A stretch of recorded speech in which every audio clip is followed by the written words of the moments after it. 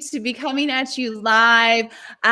It's Rainey, Benoit and Virginie. We're here with a quantum coaching session that we're going to be doing live, and we're really excited to connect with you. I'm going to let you guys take over introductions, and I'll just make sure we're live. Yep. We're live. We are live. Yeah, it's working. So I'm glad to hear that. You know, we had a little bit of a technical difficulty. We said we were initially going to be going live on my Facebook page and then on a Wish Links YouTube page, but we're having some international technical difficulties. So right now we're going live on my YouTube, and we will get it to a Wish Link as soon as we can. On a replay. On a replay, yeah. Exactly. Thank you guys for tuning in. Hi, thank you. Andrea, beautiful name. Andrea, yes. Very nice to see you here, Andrea. So do you want to start just with some basic introductions? Yes. You want to go first? Ladies first. You know. I can go first. It's okay. You go first. Basically, it was like, I think with Benoit and I, we started talking about quantum conversation for a long time, and it's all about quantum, and then all got together and with a Wish Link, and then Benoit introduced me to you, Rainey, and it was like finding my soul sister. Yes.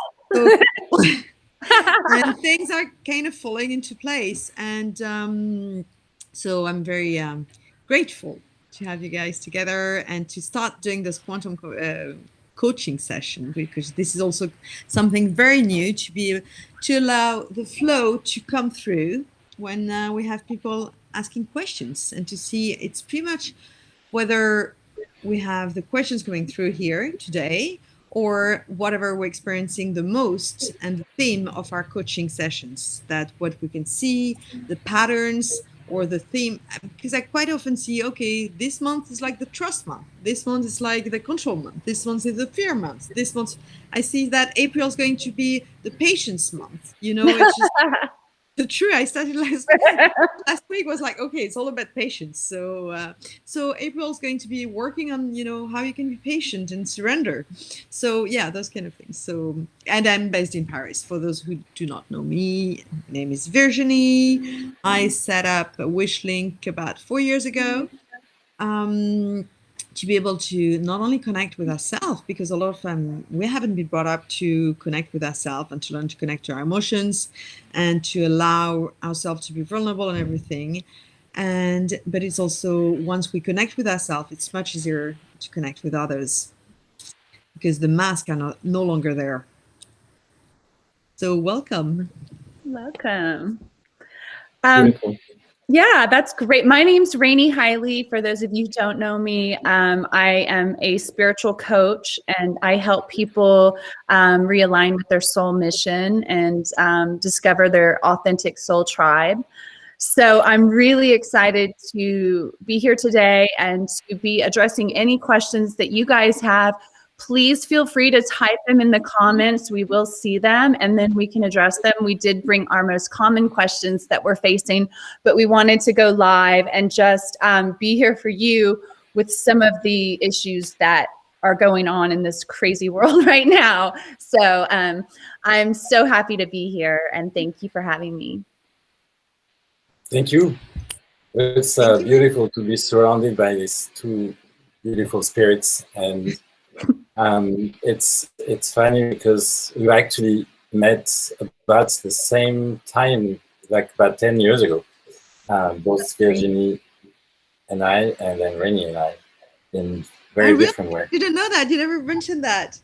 I just realized. That actually. You were the link.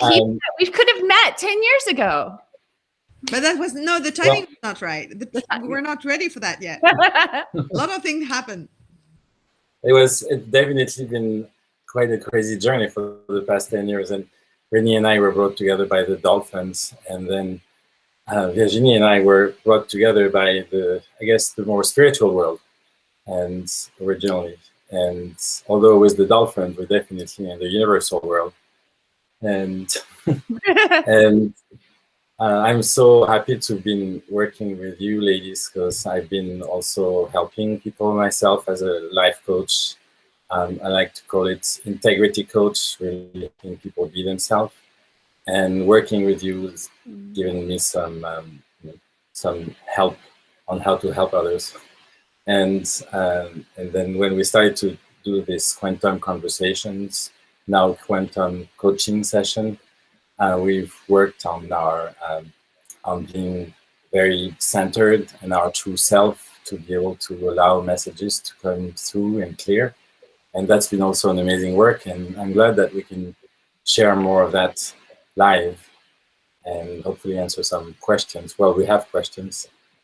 And Yes, so and there you go. Andrea, feel free to put your question there. I didn't mean to interrupt you, Benoit. Well, it's interesting because I can read like Andrea saying, wow, about timing. And timing is also an issue, how people that we can encounter quite a lot during a coaching session, like how people are so attached to time, you know, I have to rush, and time and the connection with control, all those kind of things. And Frederick, thank you, Frederick. Oh, Welcome. that's a good question. Here, I'll read it out loud. First question for patience, April month. Where do you draw the line between patience and laziness? Excellent question. Excellent wow, question. that's intense. I'm giving that to Virginie. No, you can start, babe.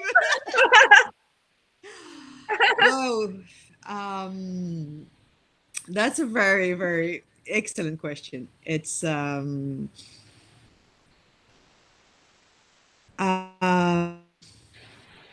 I would say patience is more about surrendering, and a lot of people would confuse to surrender whether not doing anything. And it's I quite often to work onto patience or meditation or being still, and how you can. I use the Tao a lot for that, to learn the patience, which is not the same thing as laziness. So you can do nothing. You can be like your body, your physical body can do nothing, but you're still in action. You're still doing something, because you're going to heal something. You're going to maybe create something in your mind, or a project. Something will come up through this meditation, and you're not moving. So it's not being lazy. And the laziness is also what's coming through is laziness. There's a lot of judgment towards myself. If I am like, oh my God, I'm so lazy, I'm procrastinating, or I'm not doing anything, there's a lot of judgment.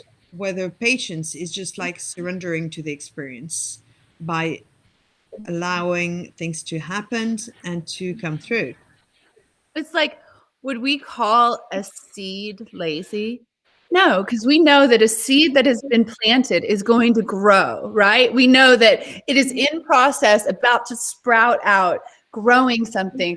And like when I think about you talking about April and patience, I'm like, we have been planted. We are just waiting to grow. We're coming out and forming these amazing, whatever, trees, who knows? But we've been planted. And we're so growing. We're growing. There's nothing lazy about that. We're growing in the moment. The something that has helped me better understand what patience is all about is like patience as surrender, like Virginie is saying, where we are allowing things to be and not expecting things to be on our personal timeline. Basically, we're allowing the universe to evolve as it is.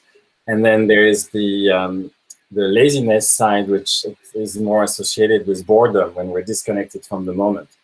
So we're impatient. We want something that we don't have right now, and we're missing out what we have right now. So that's another way to look at it. Well, and it's also like, the third dimension, it's like moving from the third dimension to the fifth dimension. That's what we're doing. It's about, it's about accepting. Transcending time and space.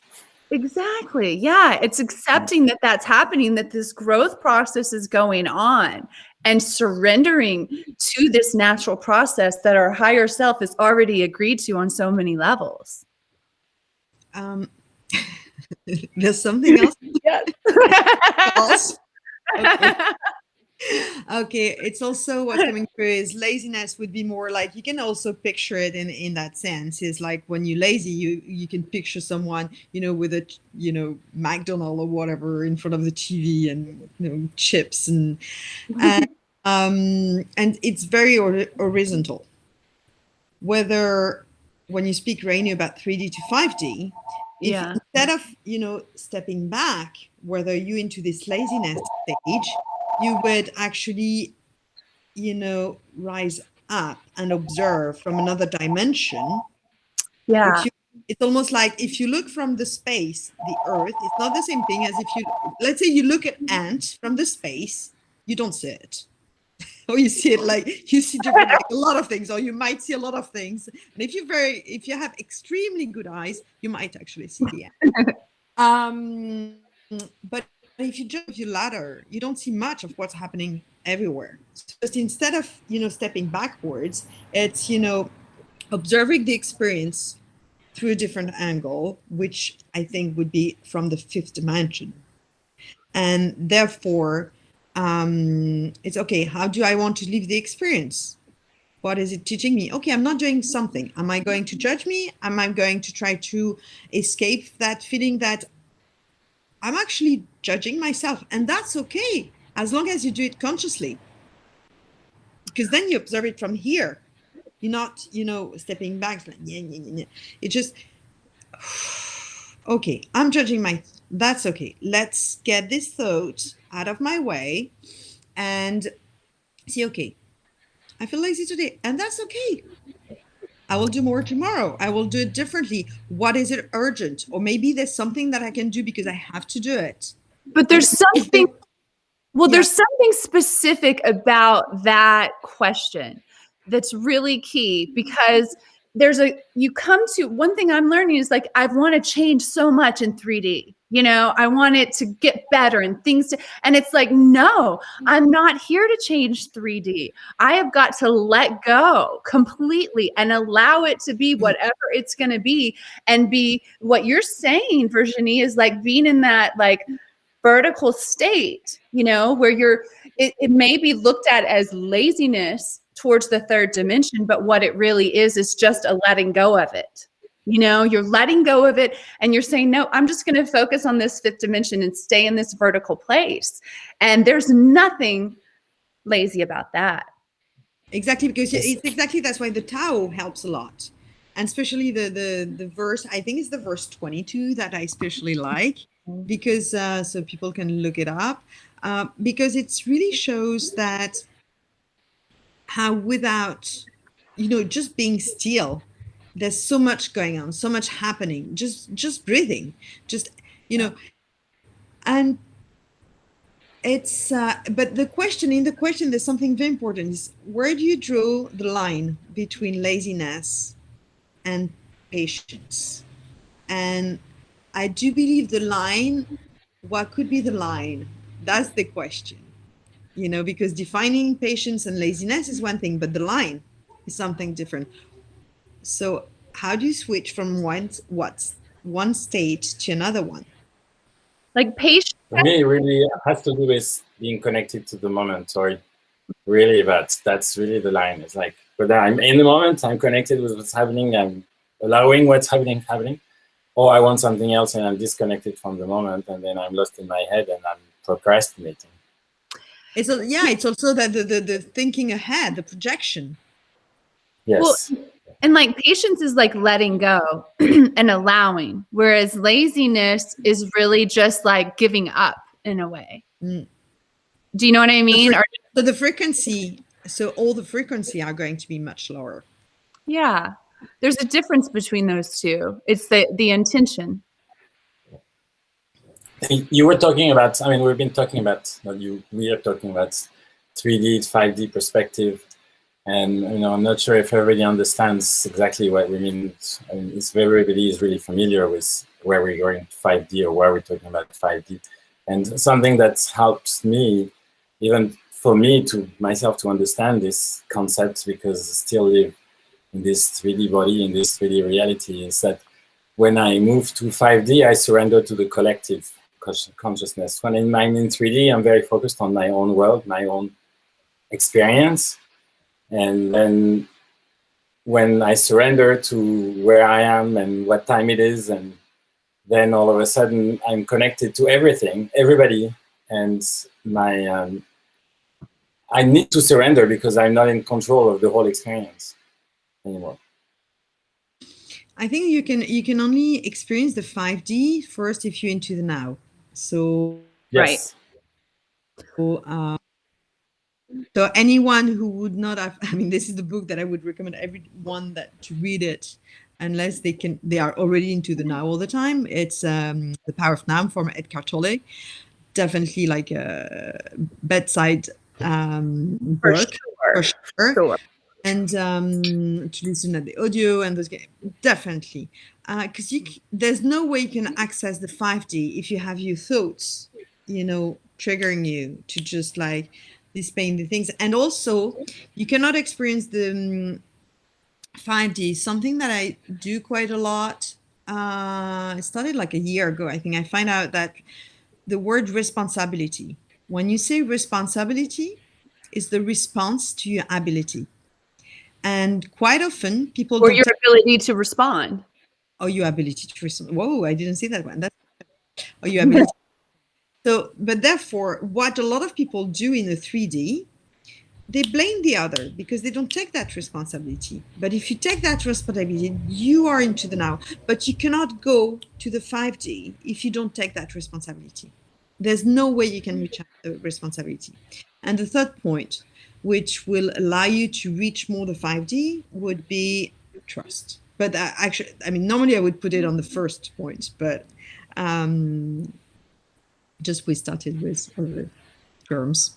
Well, and I just want to make a point about what you were saying, Virginie, just regarding that book and about what the power of now means. And just like, if you haven't read it, one thing that it says is like time takes us out of, it keeps us in third dimension. It's an illusion that keeps us here in the third dimension. So when we're in the present moment, it actually becomes a portal. It's an opening where we can access 5D. We can access the higher dimensional realms by being present outside of that time illusion. So I just wanted to mention that. So for people who haven't read that, because it's such a powerful concept to think about the present moment as an active portal. And people are very afraid of the, actually, I can see that people are very afraid of being into the now. Because suddenly, oh my God, there's a void afterwards. Or I know what's behind. I know what I'm experiencing right now. But if I don't have my thoughts, all the time, constantly thinking of the future, that means there's a void. And a void is very scary for most of the people. It's like they feel like they are losing control. Exactly. Which is another illusion subject. It is a whole other quite a lot into. I'm taking everything you're saying and putting them on here. I was like, oh yeah, surrender. Nice. I love it. When you're bringing the subject of judgment, what's helped me deal with this is how the judgment has been really the thought of my physical body having its own consciousness, its own life, and when it's detached from my soul, my spirit, my consciousness, and I'm not using I'm blind from my emotions in my body because I'm not connected to my consciousness. All I know is just physical experience, then my whole body has its own consciousness and it's constantly judging the outside world because it's not connected to the outside world anymore. That's how I explain all these crazy thoughts that come and go and just fireworks in our mind and that drive us crazy and that can manifest into disease.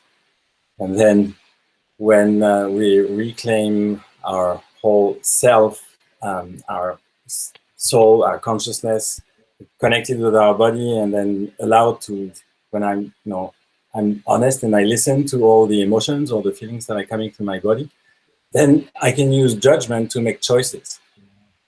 based on all the data that my body is receiving, the information that I'm receiving from my consciousness through emotion and all, and as a whole, then I can use that data to make choices, and that's where the judgment comes into the picture. That's really what it's meant to do, I believe. That's the right use of judgment. And when we're making judgment about other people all day long, we are just projecting our own thing into the field, and we're actually using the most powerful tool that we have to create reality, which is the voice. We're creating sound, sending out vibrations into the universe. We're manifesting all of this sad madness, the world that we live in today. There's something that is interesting is what you're projecting to the outside is quite often, bouncing back on responsibility and blaming the other. And quite often is when we blame the other, we tend not to want to see what's happening within us. So, I mean, typically, this is like the typical pattern when you're a parent and you have children, is you have some sort of emotions coming through and there's something that's going to happen and you're going to start screaming at your children. But it's most of the time afterwards you're like, shit, that was because this is happening into me and I didn't want to take responsibility for that. And therefore I blamed someone else. Like the toys was in the middle of the corridor or something like that and I fell and I hurt my nose, whatever. Plastic surgery. No, I'm joking. But so yeah, it's how this judgment and what you're saying, Benoit, is we can use that judgment also to take responsibility for our own actions and to say, okay, do I want to be patient? And for Frederick, we can say, okay, do I want to be patient, surrender, see the experience, what this judgment is teaching me? Am I in the now? How do I actually experience the this experience at the moment, in the now moment, and all those sort of questions. And then the channel is clearer because you cannot hear you inner guidance if you have all those thoughts, all those toxic thoughts. That doesn't work. I just want to bring something up. What you're saying, Virginie, is yesterday someone came to me and said, I just feel like I can't discern what's my own intuition versus like what's an outside thought. And I just thought that's a great topic for us to talk about because a lot of people have that issue and you're just spot on that. Okay. So on that matter, what I did when I started connecting and see the difference between my ego mind and my inner guidance or higher self or, whatever we want to call it, starting to test on small things and also asking whether it was a pure message. So whether it was a pure message, my guidance. And I realized that it is not possible to ask a few times in a row if it's a pure message, if it's not a pure message. Like you won't even have that question, you mean? Literally, it was not going out. It was like, for example, is it I resigned from like a big I choose to resign from a big job today. Okay, like a position that was important. And then I was like, okay, is it in the flow to do it now? Is it okay? And then I really received the guidance like for the last 10 days, 2 weeks to resign from that position. And today I was like, okay, the email was ready, the letter of resignation was ready. And what I did, I was like, okay, is it in the flow to do it so? And I received the guidance to do so. And okay, is this a pure message? Is it a pure message? Is it a pure message? Then that's fine. But quite often you will realize that if you say, is it a pure message? And then you're like, it just doesn't go out. It just doesn't go out. But be careful if you're vulnerable. It doesn't work if you're into your mind, if you're into your control, if you like, yeah, is it a pure message? Like with everything is tense. So, and also you feel it to try to test it with small things. Is it in the flow for me to have another glass of wine when you had already a lot? I can take the example of someone that I know that if she's listening it, most of the times it's not in the flow. She's not listening at her inner guidance, that's for sure. But it's just, you can test it at any time for very small things at first, and to see what's happening in your body. And then you feel, and you into the now, and you can see the experience. You can clearly see, okay, I listen to what I do believe is my guidance. What happened? Okay, things were good. Okay, so that, but the problem, small issue, is like sometimes the inner guidance will lead you to something that is uncomfortable. So you might think that was your ego talking to you. No, because sometimes something uncomfortable is meant to teach you something. Okay, and I just want to say, Andrea, you are awesome. I love your comments. Andrea says, doubting purity in its essence is impure, correct? Correct. And it's true. It's like, so if you even have that question, that's a red flag. That's one red flag. I'm writing down all your red flags in our notes. Like, it's very good. Confirmed over and over. That's helpful confirmation that maybe it is a pure message. Are you feeling it in your gut? Are you feeling it in your heart? Is your body responding in a positive way? Or are you feeling like fingernails down a chalkboard? Right? Yeah, that's very correct. And it's quite often we have a first instinct, and because we get influenced, or we don't take the responsibility for that first instinct, and we're going to take another road, and that would be the mind. That will not be the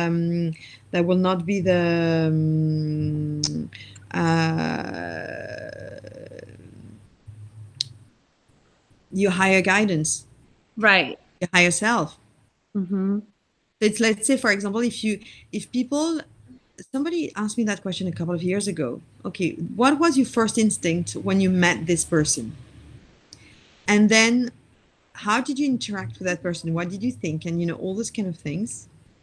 And you will see that actually your first instinct never betrayed you. So true.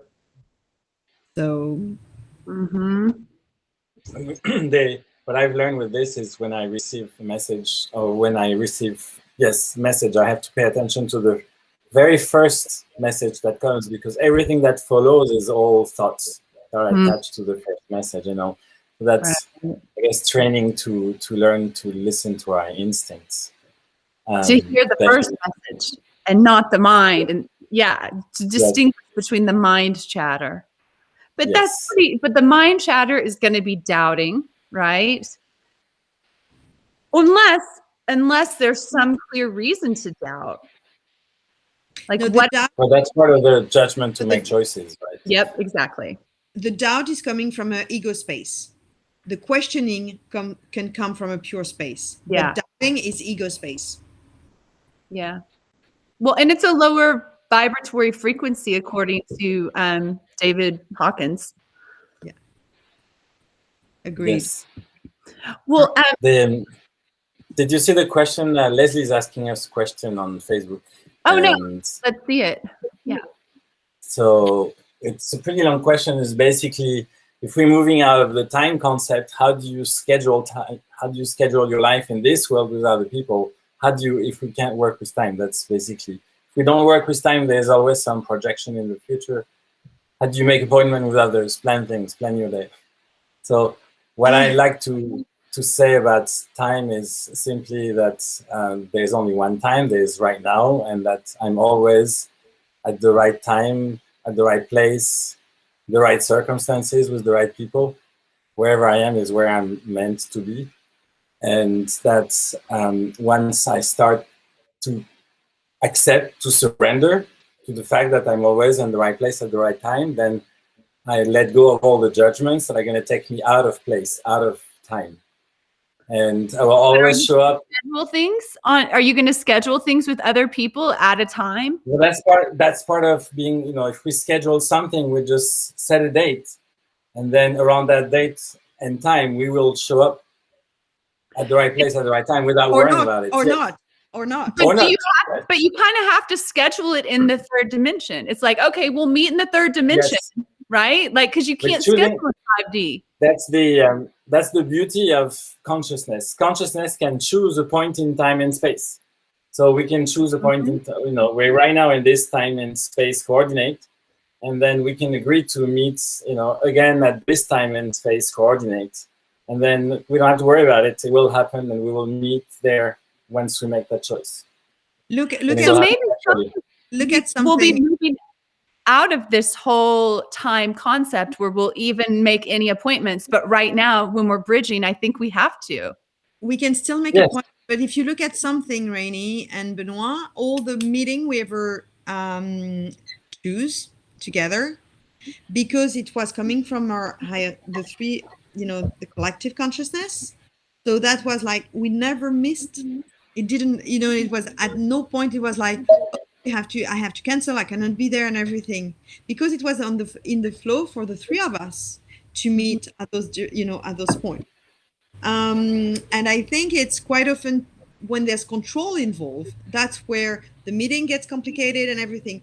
But the more you're going to be into the now, the more going to let go of the control, the more the time is not relevant anymore, because it's just a support. Like, for example, when you start, some therapists will start using card as a support for card reading, just to get you the guidance, or pendulum or other things. Same thing. So with time, it's just like, okay, we set a time. If it's in the flow, most of the time when I speak to someone, let's meet this week, and I could write down the time that the person's going to give me most of the time, because he's going to hear or she's going to hear the same time that is correct for her and for me to meet, he or her. If it's not in the flow, it's going to be difficult to meet. Therefore, the meeting is going to be complicated.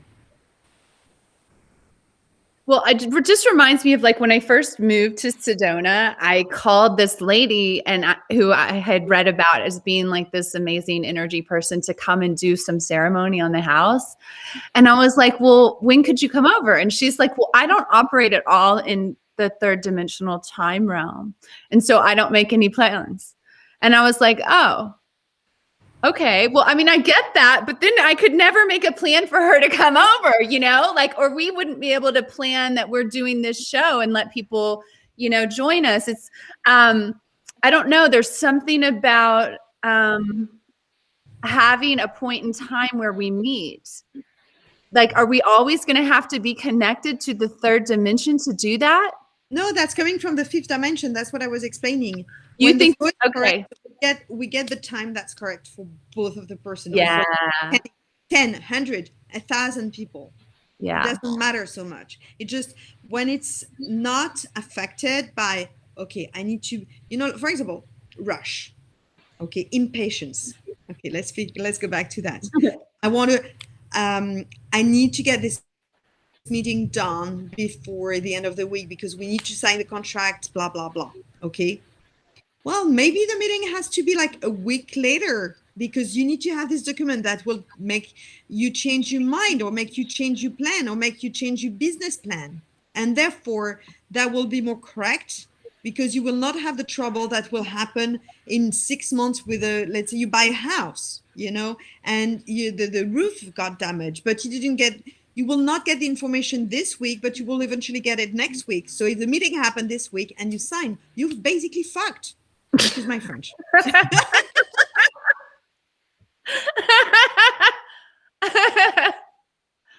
Oh, you French people. Oh, terrible. At least she used English. I know. I'm quoting Sadhguru, sorry. There we go. Andrea's talking about fear. I think that's a really big topic. The one thing I wanted to see if we can... let's read it. She says, doubt, I believe, is a manifestation of fear. Benoit changed my life the day I met him by talking about fear. Maybe he can share his thoughts on fear. Yes, of course. Well, that's a big topic. It is. It's basically there's love and there's fear, and which are both natural, I guess, functions that we have. I look at it. Love is what connects us to everything, and fear is what keeps us awake and aware of what's happening, our mechanism. Then if we get trapped in the isolated ego, then we become afraid of everything that doesn't make sense around us anymore. That's really like a quick way to summarize love and fear, and just feel that we've been living in a society that's been functioning more centered around fear, and then losing the trust of our inner self of love. And this is it goes with the question that I was going to ask, that I think helps, goes in line with this topic, is how to identify about the voices, because in our discussion we talk about our inner guidance, our voices, our ego mind, intuition. How do we make really a difference between all of this? Because sometimes when we have too many voices, then that's what causes the fears. Because there's an inner conflict. Same thing again, is this just like breathing into the now. And one trick is also to remember a time and space, an experience where you were trusting yourself. And it was right. It worked. Exactly. Right? And this is like a key to that. It's just like really focusing on, okay, let's take a couple of deep breath, because I'm really freaking out right now. And when was last time I really trusted myself and I was correct to trust myself? Why? Fear is always coming from an ego space again. And fear doesn't exist into the now. Let's say, for example, people say, okay, we had many discussions with Benoit about fear and love, and fear doesn't exist into the now. Let's say you have someone in the street and you get attacked and you have a knife by your throat. You will have fear, right? Because you've been taught that, all the stories in the past, that what happened when you have a knife in the throat, there's a very good chance that you can get killed or other things. So you will have this fear that is only a projection of different stories that you heard. Whether it's true or not, you have no idea. But if you're into the now, the fear just doesn't exist. Let's say you take your knife yourself, you so much into the now, nothing will happen. You know that you will not have that fear. So it's people having a very hard time to identify to that. But it's true that being into the now, it's a big thing, and trusting yourself. Well, and it's tied into control. It's like there's some like wanting to control that's tied into fear, and it's like, if you just let go, what you talk about, April, and patience and surrender, there is no fear when you surrender. Exactly. Because when you surrender, you're completely into the now. Not yesterday. I was going to add another layer to this. Yes. About, can you hear me? Everything? Yeah. Okay.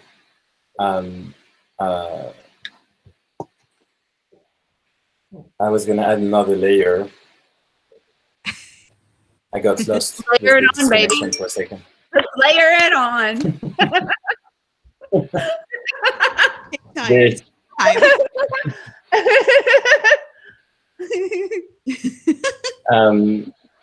I forgot which direction I was going to go. But I wanted to talk about the just breathe and realigning. Breathe and surrender, and you'll find your guidance coming through again. It'll come back. It's there. That's the beauty of the life. You have to be like ego free. Yes, exactly.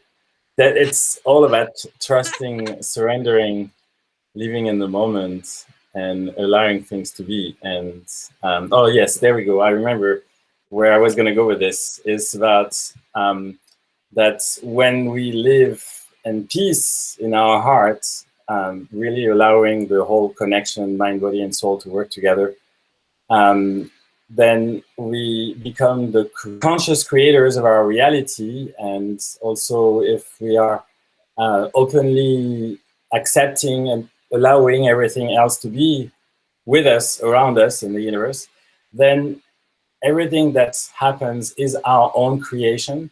And there's nothing to be afraid of other than us, because we're the one creating this reality. So it's operating from peace is a positive snowball. Operating from fear is a negative snowball. And where we just pile up. Tying you into feeling like you don't have control, when in fact you're the conscious creator. Yes. And there's another thing that I finally put two and two together on this one, about how much the more we know, the more we are going to be afraid. Because the more we know, the more there's to know, the more we can have doubts, the more we can question things. In France, we're really good with the what if and what if. I would say with if we can put Paris in the sand in a bottle. But if you use the what if, you're into your mind, you're not into your heart. That's the first thing, just right. Right. Yes. So living, allowing life. I'm more at peace when everything I know is what I need to know. I don't need to know more than what I need to know. I don't need to know what's happening in everybody's life. I already have a hard time figuring out what's happening in my life. And then when I'm finding that peace in my heart, and I'm really aware of that reality that I'm part of, that I'm creating, then it's a beautiful ride. It's like being on a roller coaster, or like on top of the wave for the surfer, or when the wind is catching your sail when you're in the ocean and you're just moving with the flow, and it's beautiful and enjoying life. Or you can just be the one who's not in control and sitting on the side and then at the mercy of somebody else's decisions, and then freaking out and living in fear. There's something else that I'd like to add on fear, that it's not always a bad thing. Let's say fear can also warn you from a danger. Let's say you're in front of instincts. Exactly, instinct. And that's where it's the fear, but that's the good fear. But like of everything, there's always the yin and the yang. There's always, the good and the bad. There's always, and we need to see that. But the fear that's going to trigger you to make the right choice, the fear that's going to teach you something, the fear is going to teach you something, whatever happens, because that from your instinct, or whether it's a fear coming from you from an ego space, it's going to always teach you something. But which one you're going to choose? Well, one thing that just this visual that I've been seeing as we've been talking is kind of like these hands, like lifting the earth up, like all of these hands, like our team, our soul family, everyone who's here, lifting the earth up, raising this vibration, and all this stuff coming out, these things you're talking about, Benoit, more information coming underneath us, okay? And what do? We are just going to allow it to be, because that's just the story of the third dimension that we're leaving behind. And we're as we see it, we acknowledge it, but we don't get pulled into it because we're continuing to rise up. Like, doesn't it feel that way? Like, it feels like we were kind of caught in the third dimension, and now it's like everybody's just boom. Did you see that article that said that there's now like the quantum computer has confirmed the ascension timeline? Have you guys heard that? No, I haven't read it. True, that's cool. You know what I mean? It means we're saying what you're saying, quantum consciousness. Yeah, what you're saying, Rainey, is great, because it's really that they got to a point when you remove, all those layers of pain, beliefs, patterns, blah blah blah, and where basically you can, go like that, and it's like a wave, a wave. Please give me the name. Wavelength. Frequency. Sorry. Wave frequency. Wave pattern. No, Rainey, you said it, but I didn't. A wavelength. Yes. Wavelength. And it's like a wave. It's basically they got to a point where maybe in 90% of your day you will navigate through the different dimension, and it will not be painful to be in that body anymore. During all those years where you were into your ego and the control, whether you are conscious or not, there's no same thing. There's no judgment here. You can be into ego and without knowing it, and that's the different level of consciousness. But then they got to a point where you can navigate through those different levels and different time, because you go from there and then you become comfortable into your body and you become really, it's just nice. That's beautiful, Virginie. So I'm going to read this next question that's been focused towards Benoit. Hey, Benoit, this is David. I've always been able to live in the present and face my fears and learn from them. Recently, a tragic event has led to some serious depression. How can I learn from that to let it go? That's a good question. I mean, we're going into something pretty deep for someone who is already living in the present to be pushed out into depression. Well, would you like ladies to? I have an answer while you're thinking, if you want, because I went through this. I mean, I had a year of a lot of tragic events. I lost my dog at 15 years. I lost my mom to cancer. I got diagnosed with cancer. It was significant, and I was ready to start spiraling into a deep depression. And what I did to get out of it is I'm like, I am going to take all of this energy and I am going to be an alchemist. How can I take all of this sad energy and transmute it into something that can help me?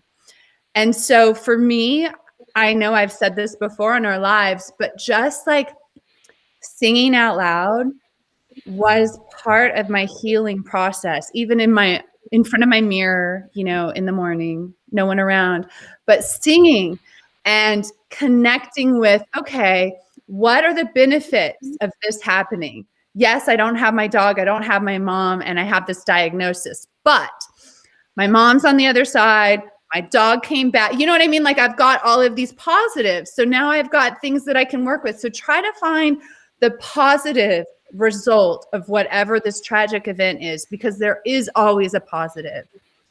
That's just my humble opinion. I know you wanted Benoit's answer, so I'll shut up. And I'm going to say it's also, go for it.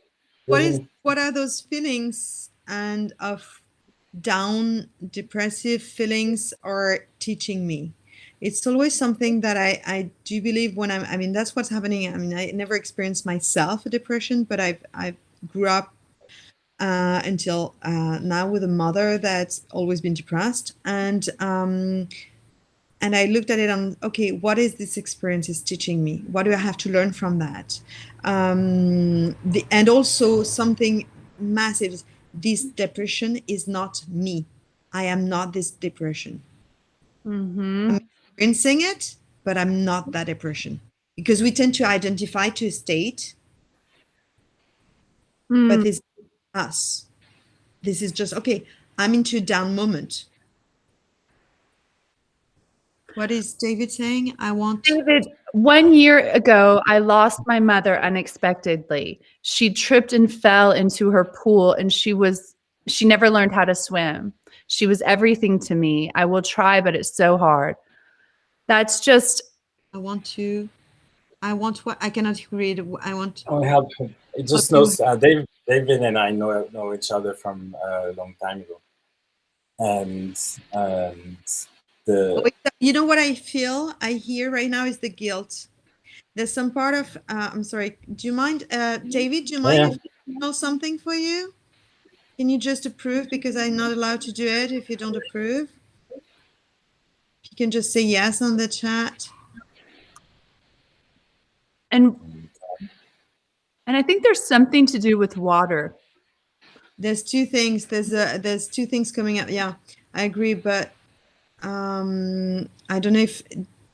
Yeah, David, But I want to just, while David's giving you permission, let's, that was her fear. Like she tripped and fell into her fear. She drowned in something she didn't learn how to swim. Okay, you approve. Okay. So what's coming through is I feel like, David, there's some sort of guilt of you not being able to help her or to save her. And the guilt is something that is not you. It's just something you carry. It's a belief. It's coming from the ego space. And it's and that was our responsibility, not to learn to swim or not and everything, but it doesn't belong to you. So just how there's something there's a TED talk from Brené Brown on shame that you can watch, that because the shame is very much related to guilt. Okay, and that's been very, very helpful for the people that with this guilt issue, that you can watch it over and over. And also same thing, this guilt doesn't belong to me. I am not the guilt. The guilt is not me. All those kind of things, and just send those to the universe, into the now, because you're very connected to the now, and see what's happening then into the breathing. And there's another thing that you can do is try to connect with her. She's in another space, another dimension, and try to see whether you can just, from this pure space that you know how to go. They're telling me that you know how to reach this pure space of yours, that you can just ask to connect to the soul of your mom, and then you can just tell her and speak to her and share your pain, share your guilt, and she will respond to you in different ways. She might not respond to you into like exchanging, like we talk right here, right now, but she might, let's say you watch a movie and you might have an answer. Let's say you read a book, you might have an answer. You hear a song, you might have an answer. So she might respond to you in many different ways that will release this. And also another thing for that matter is, as Benoit was saying, we here at the right time, at the right place. No, we are at the right time, at the right place. So if it was her time to go, that was her time, maybe for you to heal and to work on the things that, as hard as it can sound, we can go out of those. And yeah. And I just want to say, I watched my mom on her deathbed. So I saw this death process that to me was horrifying. And I'm sure you think about how she, went into the pool, and it's probably horrifying to you. But at the same time, what I learned after she passed over and after I was able to communicate with her again was that she went through this amazing experience that was so necessary before she passed on, where she relived all of her, life again. And so when I think about going the way that your mom went, if I had to choose the way I was going to go, it would be in my sleep or in water. In water is like a beautiful, amazing way to transition. Water's multidimensional. It was carrying her to the other dimensions. So I just hope that you can feel good about the way that she went and not hold any negative or bad feelings about it, because most likely she's let go of anything like that, or I would guess she for sure has. Oof. I would just add, because you already summarized what I would have said, that it's really, she created this reality. She wanted this to happen, and whether it makes sense to us in, from this perspective or not. And that's the only thing I would add to it. And once we accept that this has happened and it's not our responsibility, that is just the course of a path already determined, and that she wanted to live this way, even though it doesn't make any sense. And so at the end is everything happens for a reason again. And so it's feeling the gratitude and being able to express gratitude. Even if it's like, why am I grateful that my mother fell in the pool and drowned? That I know it doesn't make any sense, but at the end of the day, she accomplished something for a reason. And like Rainey was saying, she might have done this to help you, David, in some way, to help to get you a message. And that's more of a, I guess, in this, we're going into the 5D perspective where things don't really make sense in the 3D world anymore. Well, and like, it was just like being in 3D was really hard on my mom. Like, she's so much happier now on the other side. She's like, everything makes sense. Like, I mean, it's just like so much clarity. So for some people, like my mom is like helping me a ton now, way more than she ever did when she was in body, because she was dealing with her ego, which she doesn't have to deal with now. So I would just guess maybe your mom went to the other side to help you more, you know? I was hearing the same thing. Right? So yeah, I was hearing exactly the same thing. It's basically, yeah, it feels like she left at a point where she would be more helpful to you than staying on Earth, and therefore maybe for you to go through the state that you are right now, which is very difficult. This is something you need to process to be able to, you know, level up to a new level of consciousness and to have a new experiences. And, you know, Andrea, I feel like you're our soul sister. I love what you said here, a mantra. I want to move through this, past this, and on my path again. This helps through even the worst depression. It must be a mantra in order to hold on to it in the dark. So, or even saying, I choose to move through this, past this, and onto my path again. I choose. I am moving past this. It's also that I choose not to relive some past experience that I don't want to live again. Exactly. I've learned my lesson. I don't need to relive it. Got the message. You know, those messages keep coming back if we don't get the message. There's yeah. There's on Facebook, somebody asked, Tiffany asked, how do we get out of fear? I quit scrolling Facebook, don't watch TV, disassociate from negative people. I've been so stuck in anxiety. She said she's been so stuck in anxiety mode this past year. How can I trust and surrender when there's so much bad in the world that needs fixed? I know we are great manifestors, but we have been so programmed away from our power. How can we clear all that out to unlock our true innate power? I said I just keep staying away from everything media, and right now it's the only thing to focus on is our inner self and not all the madness that is being projected to us. Detach from it. Detach and say, that's happening in the third dimension. I'm a higher dimensional being. I can see the lower dimensions. I can observe what's going on, but I'm not going to be attached to it because I am not going to allow that to affect my own ascension. And that's what it's trying to do. It's trying to get off track. It's also, let's say, can be sometimes difficult what you're saying, Benoit, for some people, for example, in, you know, high, you know, corporate finance or, you know, things to be like that. So it's yeah,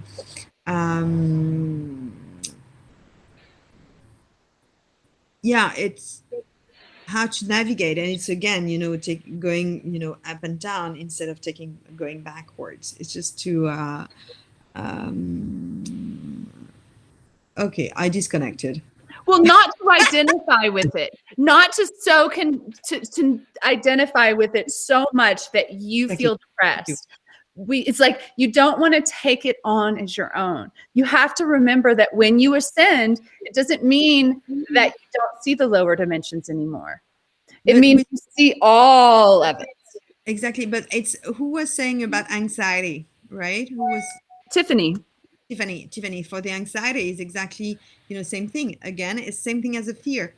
Anxiety doesn't exist into the now, you know, and all those kind of things. So it's how you're going to just, okay, I'll go back into the now moment, go back into my heart, go back to my trust. You know, when was last time that I experienced anxiety? How did I get out of it? That you can write it down, and to write it down helps a lot. Write down those moments where you bring awareness, consciousness to the experience helps a lot, because it shifts like to very, very fast pace. And anxiety, it's also also a pattern that not everyone is experiencing. We had that discussion, I think it was on the last quantum conversation about anxiety and Enneagram and different, yeah, that was funny. That was interesting. Yeah, anxiety is like a form of fear.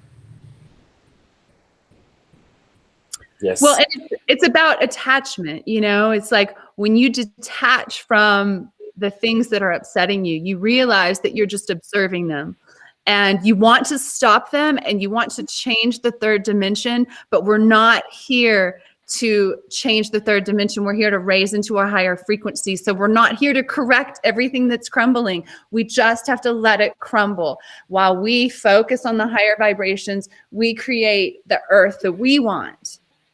You know, the utopian society that we know is absolutely doable because we've done it before.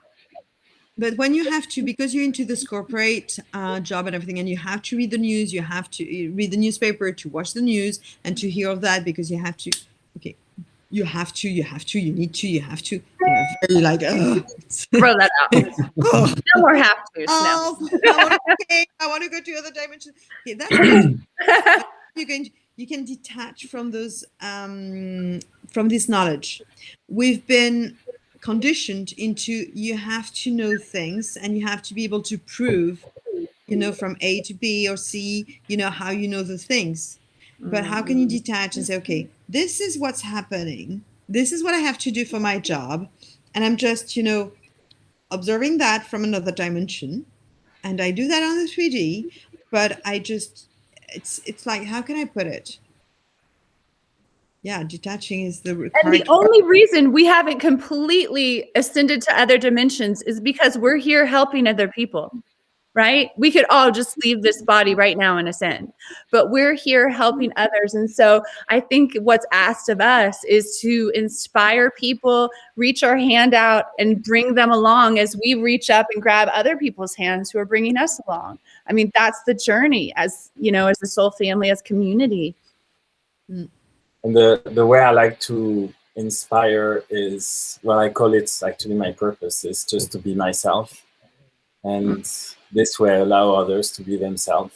And at the end of the day, this is really the only thing that matters. We're here to experience this life. We've chosen at some point to experience this life and to move into this human vehicle for this human experience. And let's make the best of it and live it and be a conscious creator of this reality that we're experiencing.